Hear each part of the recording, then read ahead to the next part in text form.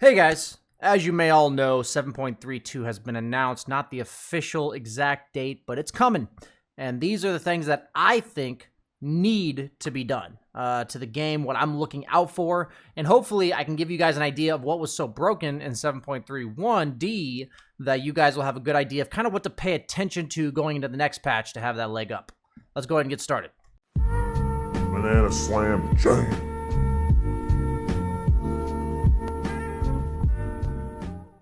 So first and foremost, if you guys are not aware, I believe there need to be map changes because of the fact that Dire had an absurdly high win rate during the Arlington Major.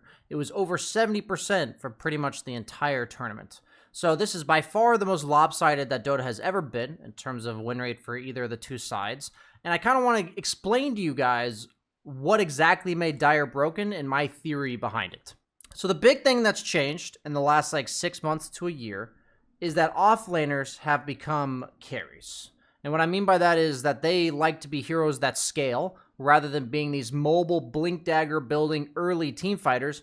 We're seeing a lot more offlaners going items like early BKBs and even seeing Dragon Lances and Midases and this kind of items that are more farming centric, such that you have 3 scaling cores into the late game. So let's go ahead and discuss how that's impacted everything on the map. So we're in a game, and I'm going to go ahead and describe to you guys exactly what I'm thinking. So in the past, you guys have heard me talk about the dead lane. So what the dead lane concept was is that when we were Dire and we were a carry, that we wanted to leave this area sometime between 6 to 10 minutes and rotate to the bottom half of the map to the safe farm on the triangle. We take this tower, and then the safe farm down here all belongs to the carry. And that was because our offlaner naturally wanted to leave this area. You know, your offlane around 10 minutes would be buying a blink dagger, would be looking to take early team fights, and that's going to leave all this farming area for you. So it really only made sense if you had to choose as a carry between farming this super safe farm and the riskier farm where the opponent's probably going to try to take your tower, they're going to try to invade your jungle. You had to choose, and you choose the safer farm, naturally. But the problem is, now that these offlaners are farming a lot more, is that they don't really want to leave this area. Offlaners are much more of zone-controlling heroes like Razor and Viper that would prefer not to rotate as often. So what we're seeing in very high-level Dota, slowly bleeding into your guys' pubs, is that these camps down here are getting taken by the offlaner. Even once they've taken the tower, the offlaner tends to want to stay here. And as they're getting more items, they're accelerating their farm, they're going to start moving into more camps. And you're seeing more and more offlaners take this camp, sometimes even the Ancients. There's also a lot of mid laners that can take Ancient stacks, such as Batrider. So what that means for the carry is that unless we want to grief our offlane's farm or sacrifice our own farm, we're actually stuck farming this area, right? So what that means is that a lot of the carries that became very popular, like Bristleback and Alk, are ones that are very strong at defending towers early and also very strong at taking stacks early. So this entire process has led my explanation into the fact that carries now prefer to farm this part of the map. That has been the meta that has solidified and developed over the course of the last 6 months to a year. And on Radiant, it's the same thing, where they would prefer to farm this area. You can still sometimes in your games farm triangle, but this farm naturally will be less because usually you expand this farm by then moving forward. And in this current patch, you're often running into your offlaner, which is a natural way to be inefficient. So if we look at the map now, we have to compare the Dire safe jungle, which is much more impactful now than it used to be, compared to the Radiant safe jungle. So the biggest thing about the Radiant jungle compared to the Dire jungle is the ability to stack multiple camps. So pretty much any hero with a ranged nuke can easily stack both of these camps, as you can see that they have the same stack timer. So it's very natural as any ranged hero to just, if we wanted to stack, we would zap. None shall hinder me. And then both camps would stack on the minimark as so. So that's quite easy to stack 2 camps. Any heroes with super long range nukes could also do 3 camps even from here, as all three of these camps have approximately the same stack time in approximately the same direction, right? So we're going to even show you guys here that with like a little bit of Quelling Blade action, giving us some vision of the trees. This Dagon is meant to simulate a ranged spell or attack. Out of my way.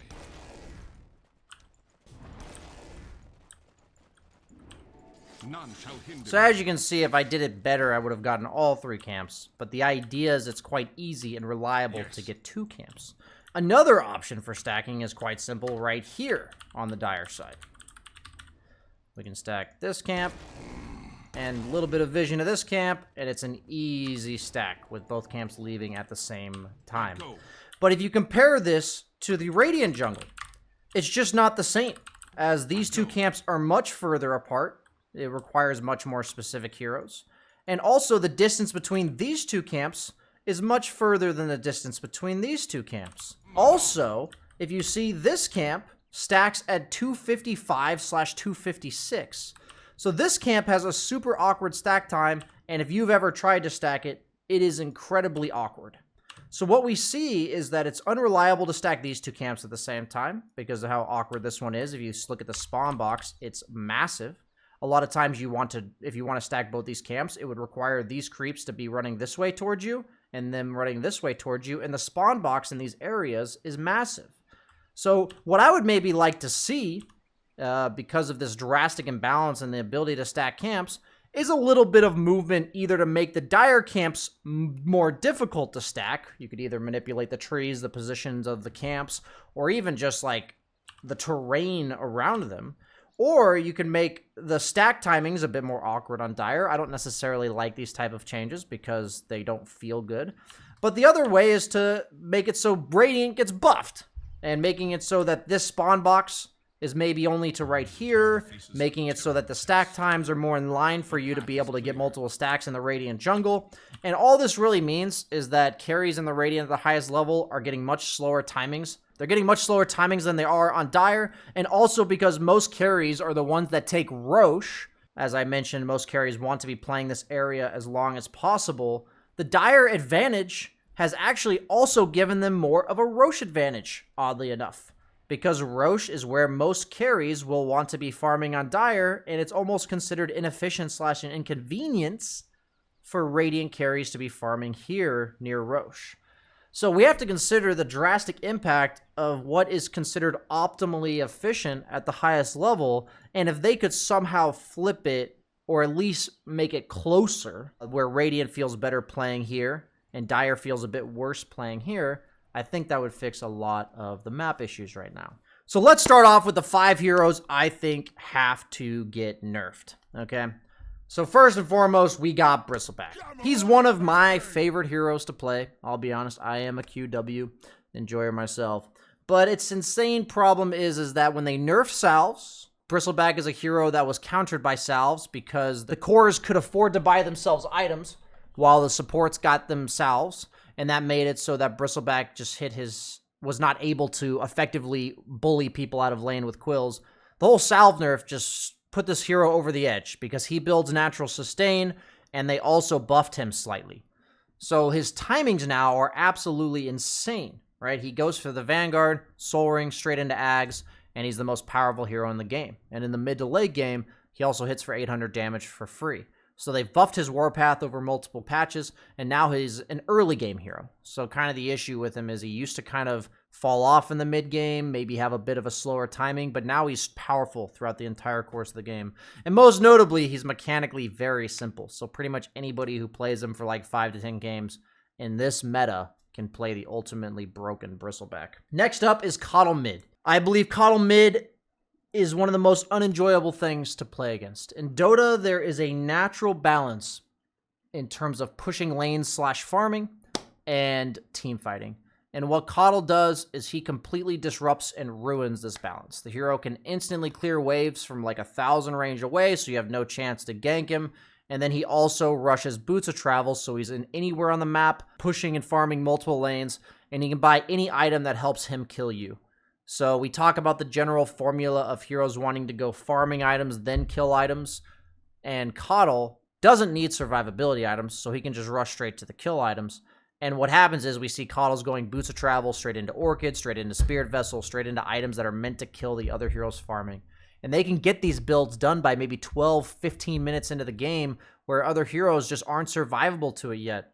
And so I just think Coddle, he really ruins the entire interaction and timings around pushing lanes. And it's just not fun to see your creeps dying to a guy that's not even in vision. Next up is Puck. The issue with Puck is kind of similar to Bristleback, where Puck used to have weaknesses in terms of timings. Puck's laning stage is not fantastic, but Witchblade gives Puck everything that he or she needs. I'll do the he or she for you guys. Because early game, it gives him or her kill potential on pretty much every hero. That little extra damage boost that Puck needed in order to finish most heroes off. And it also scales into the late game as an item. So I think Puck needs to receive some nerfs, but also highlights the problem with the item of Witchblade, which is being bought on every mid-hero right now that isn't basically Coddle. And it just does too much damage and scales too well all throughout the game. And so it either needs to be made more expensive or like a rework that makes it either good early or good late. Next up is Tiny, number 4. The hero's just been so good for so long. He had like a month this year that he wasn't that great. He went from more of a carry when they nerfed him to back to a mid because of the tops and build with the Ag Scepter and the Echo Saber and the Daedalus. The hero's just too reliable. His laning stage is he just gets all the CS and denies because of the tree bonus damage, and he can also be flexed to a 4 position because the combo just does so much damage nowadays anyways.